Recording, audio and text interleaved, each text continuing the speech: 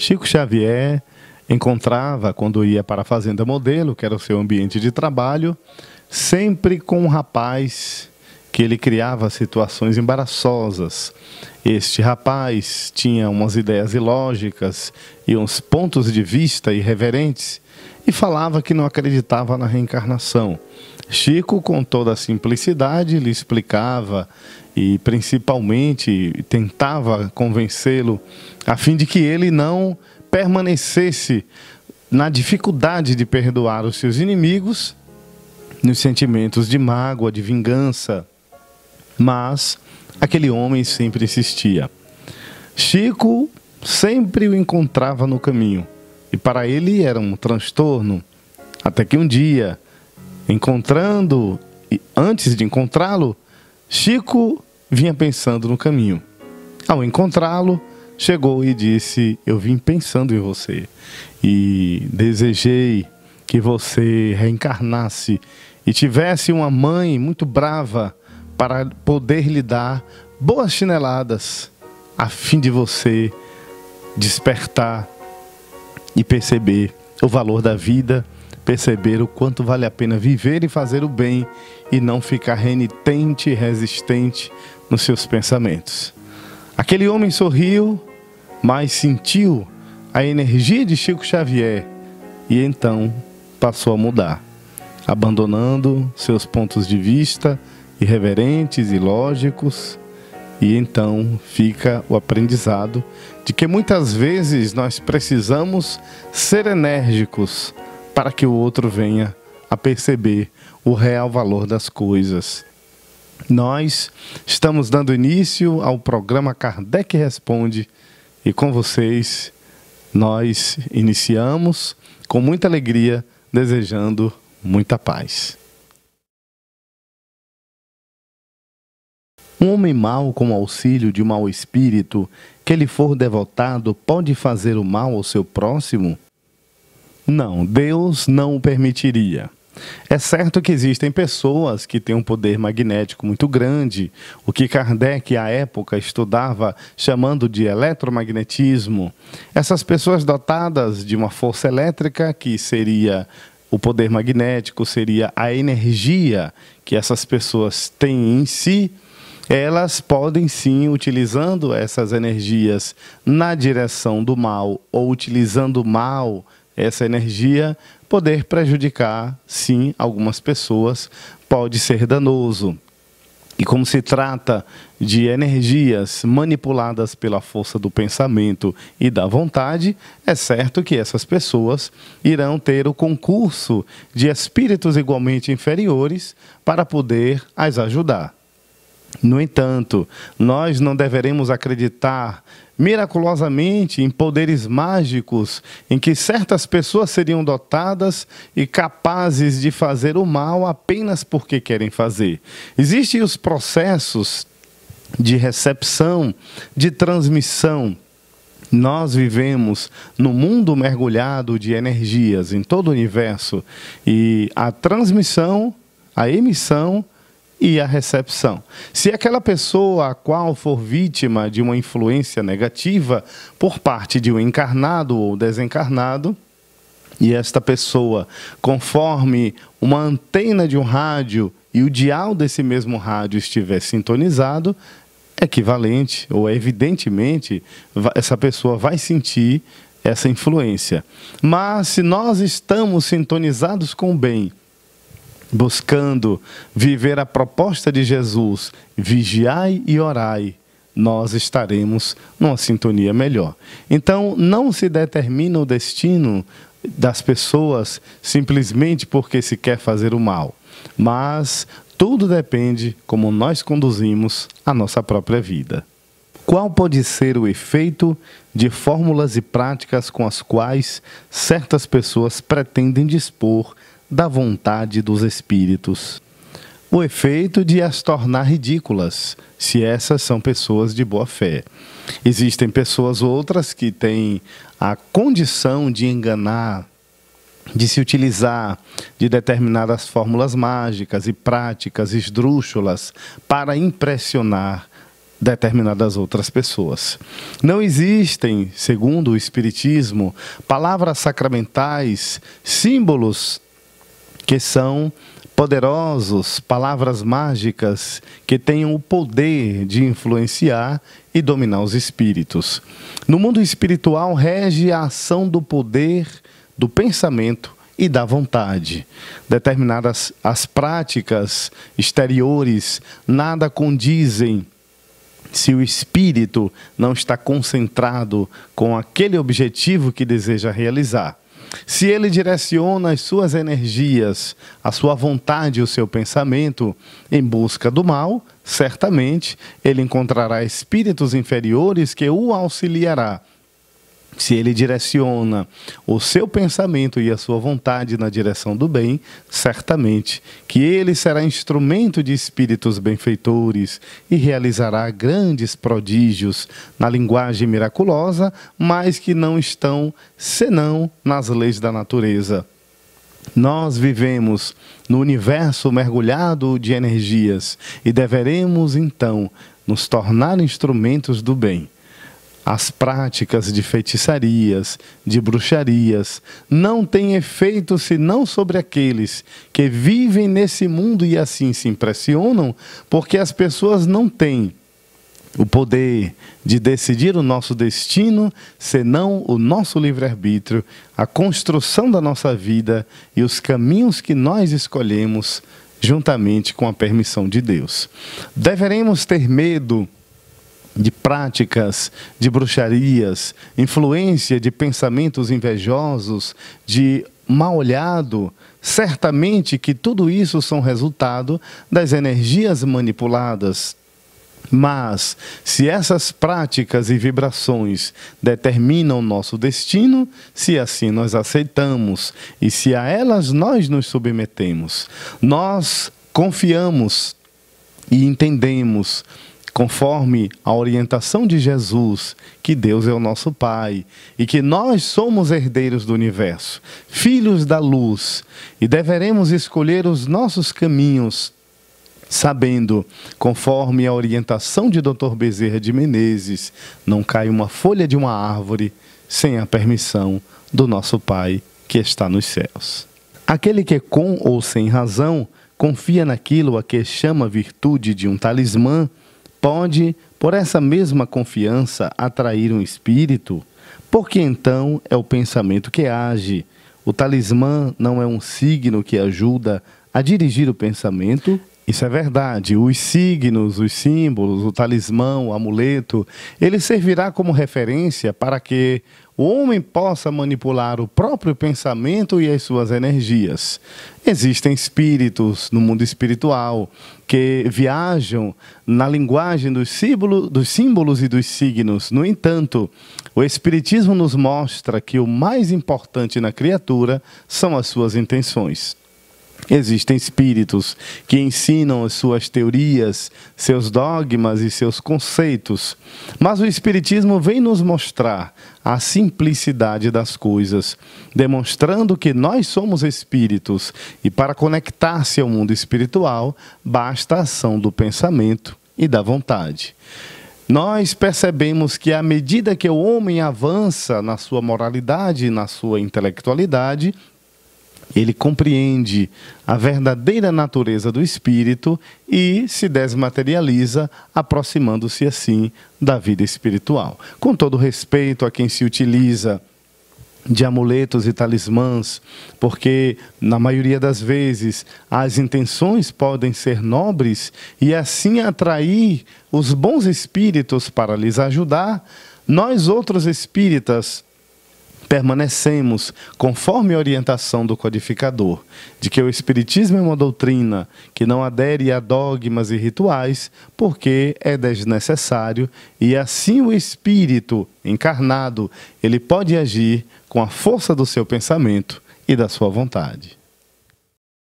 Que sentido se deve dar ao qualificativo de feiticeiro? O Espiritismo e o magnetismo nos deu a chave de uma infinidade de fenômenos sobre os quais a ignorância teceu muitas fábulas. Os feiticeiros não são outros senão homens médiuns que, utilizando-se de práticas miraculosas, de dogmas e rituais, eles traduzem uma situação extraordinária como se fossem pessoas dotadas de poderes também extraordinários. Mas são médiuns que captam a presença dos espíritos, a interferência, servem de intermediário e utilizam-se de práticas e dogmas para realizar suas ações. Quando nós falamos a respeito de feitiçarias e práticas de bruxarias ritualísticas, deveremos entender que tudo ocorre conforme a permissão de Deus e que não existem pessoas dotadas de poderes para manipular os destinos alheios. Tudo é resultado das nossas escolhas, mais uma vez afirmamos, e aquilo que nós escolhemos para o nosso caminho, a felicidade ou a desdita, será resultado do nosso livre-arbítrio. Nós temos no Evangelho de Jesus a bússola que norteia a nossa vida e nos aponta o caminho da felicidade. Certas pessoas têm realmente o dom de curar por simples contato. Nós vamos analisar que o poder magnético pode chegar a esse ponto de curar tocando na pessoa. Lembramos de Jesus quando os apóstolos não conseguiram curar o enfermo, o obsediado. E Jesus, tendo conhecimento da situação, disse: ó homens de pouca fé, até quando estarei convosco? Se não curastes, foi por causa da vossa pouca fé. Se tivesses a fé do tamanho de um grão de mostarda, dirias a essa montanha: transporta-te daqui para ali, e ela se transportaria. Então, o mais importante é o amor que se tem, é o desejo ardente de fazer o bem e a conexão através da prece, porque certamente teremos o concurso de espíritos nobres nos auxiliando.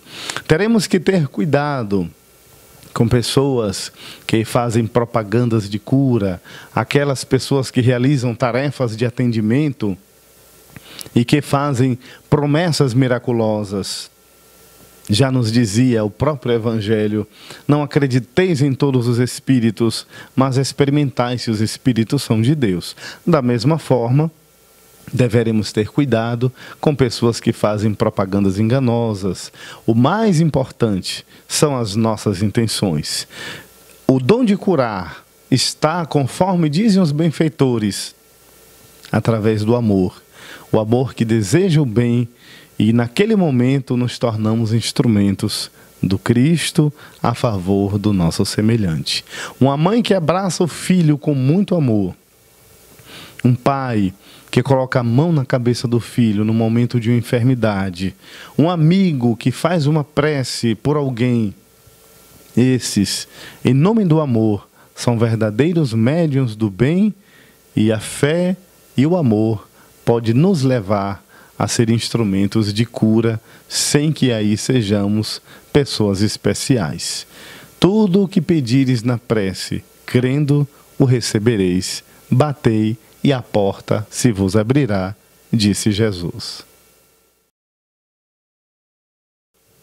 Aí, meus irmãos, depois de respondidas as perguntas sobre o tema amuletos, talismãs, feitiçarias, nós vamos agora para o momento de curiosidades espíritas.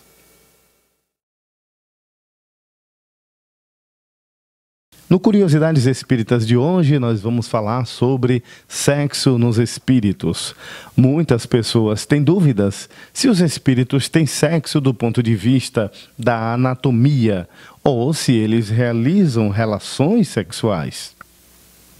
Essa pergunta foi formulada por Allan Kardec na questão de número 200 de O Livro dos Espíritos. A resposta dos mentores espirituais foi: não como entendeis, porque os sexos dependem de uma constituição orgânica. Não obstante, traz importante ressalva: não se trata de uma condição morfológica. Não há órgãos sexuais, masculinos ou femininos, na personalidade mortal, estabelecendo a distinção. Se não é uma questão de forma física, Como se exprime então uma sexualidade espiritual? É uma condição psicológica, é uma questão psíquica. Os espíritos vivem de impressões. Dizemos que um espírito é masculino se nele predominam características psíquicas eminentemente masculinas. Se ocorre o contrário, é feminino. Isso significa que nenhum espírito é masculino ou feminino por inteiro. A psicologia vem demonstrando isso. Há sempre uma mesclagem, digamos, a predominância de um conteúdo masculino ou feminino. Essa distinção de masculino e feminino é transitória. Isso porque os mesmos espíritos que se reencarnam como homens, posteriormente poderão reencarnar como mulheres, a depender da necessidade evolutiva de cada um. A reencarnação faz parte desse processo. Reencarnando múltiplas vezes como homem e como mulher, o espírito desenvolverá suas potencialidades e aprenderá a exercitar o que há de melhor na masculinidade e na feminilidade. Essa alternância como homem ou como mulher depende das necessidades evolutivas. Não é uma regra absoluta, mas uma regra relativa a depender das necessidades evolutivas. Se o espírito masculino reencarna como mulher depois de várias reencarnações como homem, ele não terá dificuldade para adaptar-se ao sexo feminino, porque haverá uma polarização das características femininas, adequando sua psicologia à morfologia. Ele se ajustará à condição feminina sem problemas. No entanto, a predominância do psiquismo poderá trazer certas dificuldades se ocorrer o oposto. E isso não é uma regra determinante para que ocorram os casos de homossexualidade, que tem grandes variantes na experiência do espírito como ser humano, como pessoa encarnada, como espírito encarnado. Nós vamos observar que a reencarnação é um fator evolutivo e o espírito reencarna tantas vezes quantas se fizerem necessárias para evoluir. Conforme o espírito Emmanuel, o único objetivo da criatura humana na Terra é fazer o bem. Aí, meus irmãos, chegamos infelizmente ao final de mais um programa e hoje nós queremos passar para vocês que é o nosso último programa. Depois de um tempo, nós estaremos dando uma pausa porque retornamos às nossas atividades presenciais e a demanda da nossa casa solicita que realizemos atividades internas, mas estaremos sempre conectados através das redes sociais. Nossas palestras às terças-feiras continuarão sendo transmitidas às 19h30, às terças-feiras, e queremos pedir a você que curta nossas páginas, nos sigam em nossas redes, Centro-Esp Boa Nova, nosso canal de Instagram, e Centro Espírita Boa Nova, nossos canais de YouTube e Facebook. Nosso WhatsApp 75992211924.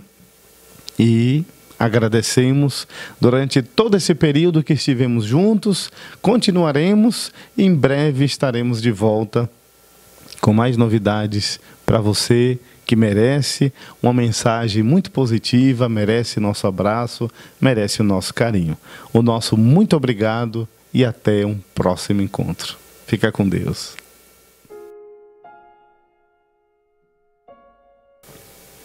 Senhor Jesus, nós te agradecemos pela coragem de facear as dificuldades criadas por nós mesmos, pelas provas que nos aperfeiçoam o raciocínio e nos abrandam o coração, pela fé na imortalidade, pelo privilégio de servir, pelo dom de saber que somos responsáveis pelas nossas próprias ações, pelos recursos nutrientes e curativos que trazemos em nós próprios, pelo conforto de reconhecer que a nossa felicidade tem o tamanho da felicidade que fizermos para os outros, pelo discernimento que nos permite diferenciar aquilo que nos é útil daquilo que não nos serve. Pelo amparo da afeição, no qual as nossas vidas se alimentam em permuta constante, pela bênção da oração que nos faculta apoio interior para a necessária solução de nossos problemas, pela tranquilidade de consciência que ninguém consegue subtrair-nos. Por tudo isso e por todos os demais tesouros de esperança e de amor, de alegria e de paz, de que nos enriqueces a existência, sê bendito, Jesus, ao mesmo tempo que te louvamos a infinita misericórdia, hoje e para sempre.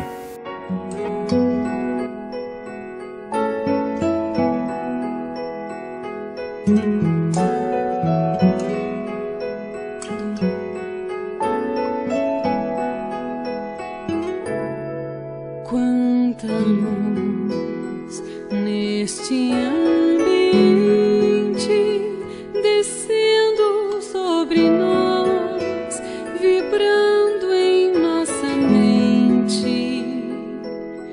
Quanta luz, pois assim em prece, como a alma cresce aos olhos de Jesus.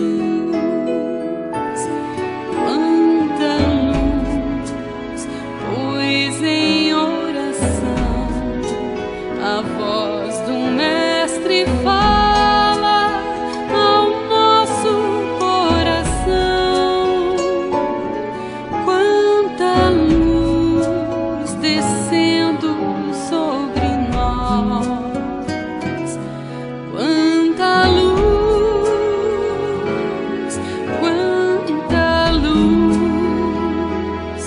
quanta luz nesse ambiente, descendo sobre nós, vibrando em nossa mente.